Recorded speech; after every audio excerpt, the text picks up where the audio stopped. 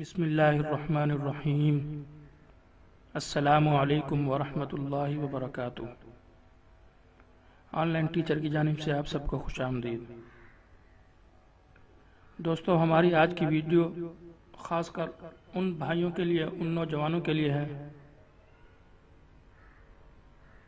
جو قرض کے دلدل میں پھنسے ہوئے ہیں، مقروض ہیں اور بہت زیادہ پریشان ہیں کہ آیا ہم اتنا قرضہ کس طرح چکائیں گے۔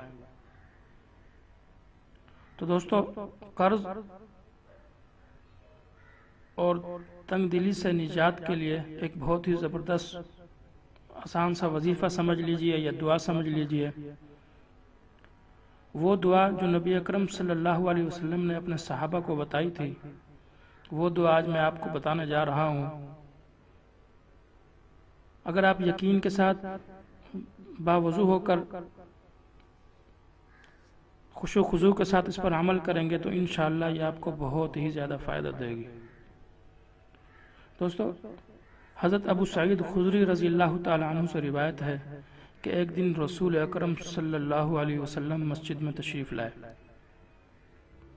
تو ایک انصاری کو آپ صلی اللہ علیہ وسلم نے مسجد میں بیٹھے دیکھا۔ آپ صلی اللہ علیہ وسلم نے ان سے فرمایا، کیا بات ہے کہ تم اس وقت جبکہ کسی نماز کا وقت بھی نہیں ہے مسجد میں بیٹھے ہو؟ تو انہوں نے عرض کیا کہ حضور صلی اللہ علیہ وسلم، مجھ پر قرضوں کا بوجھ ہے اور فکروں نے مجھے گھیر رکھا ہے، یعنی کہ میں بہت زیادہ پریشان ہوں۔ تو آپ صلی اللہ علیہ وسلم نے فرمایا، میں تمہیں ایسا دعائیہ کلمہ نہ بتاؤں جس کے ذریعے دعا کرنے سے اللہ تعالیٰ تمہیں ساری فکروں سے، سارے قرضوں سے نجات دے دے اور تمہارے قرض بھی ادا کر دے؟ اس نوجوان نے عرض کیا، حضور ضرور بتا دیں۔ تو آپ صلی اللہ علیہ وسلم نے ارشاد فرمایا، تم صبح اور شام اللہ کے دربار حاضر ہو کر یہ دعا کے کلمات کہا کرو۔ وہ کلمات کیا ہیں تو سن لیجئے۔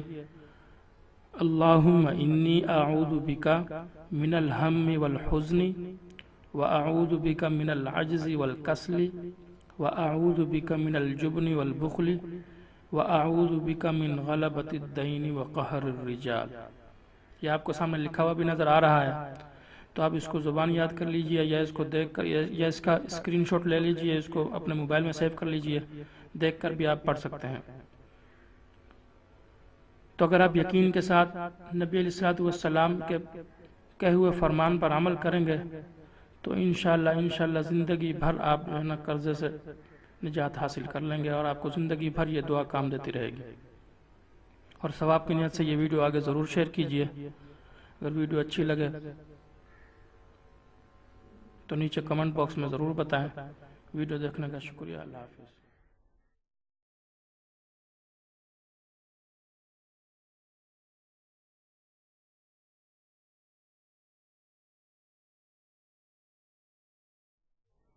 بسم اللہ الرحمن الرحیم۔ السلام علیکم ورحمۃ اللہ۔